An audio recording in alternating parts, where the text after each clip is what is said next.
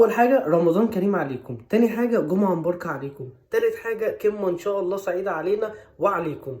تعالوا بقى نتكلموا على ماتش الاهلي والزمالك في نقطتين، مش هنتطرف لاي حاجه. اول نقطه دي بوجهها للكابتن مدحت شلبي. فاكر لما انت طلعت كنت بتعلق على ماتش للهلال او مش عارف مين بالظبط في الدوري السعودي وبتقول يا جماعه ويا رب نقرب منكم يا رب مش نقرب منكم؟ ايه رايك في القمه دي وهم انتوا عاملين الاعلانات وانت قاعد في القناه بتاعتهم والاعلانات عماله تزن تزن تزن تزن علينا؟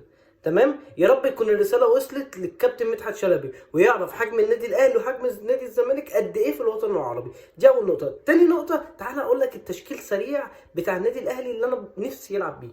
اول حاجه في حراسه المرمى اوفا مصطفى شوبير، اتنين قلب دفاع رامي ربيعه ومحمد عبد المنعم، من ناحيه الشمال علولو، من ناحيه اليمين محمد هاني. تعالى بقى في الخط النص اللي انا بتمناه انا وواحد صاحبي كده، تعالى اقول لك عليه، مروان عطيه ديفندر، ومن ناحيه وقدامهم امام عاشور. هتقولي طب في واحد هنحطه مين؟ السوليه؟ لا. ندفيد؟ لا. اقول لك انا عمر كمال عبد الواحد، وارميه على الجنب اليمين بتاع النادي الاهلي اللي هو الشمال بتاع الزمالك، ووقف فتوح. هتقولي بقى ايه اللي انت بتقوله ده؟ اقول لك اتمنى يحصل هذا وهنشوف رد الاداء. تعال بقى ايه في الناحيه الثانيه. رئيس الهجوم يتكون من بيرسي تاو على اليمين، حسين الشحات على الشمال، وموديست المفاجاه.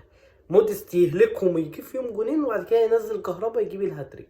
وان شاء الله ليه دور جامد قوي معانا بكره طاهر محمد طاهر. ما تنساش اهل غزه من الدعاء، وكل سنه وانتم طيبين ويا رب ينصرهم. رمضان كريم عليهم وعلينا، وان شاء الله نصر الله قريب جدا.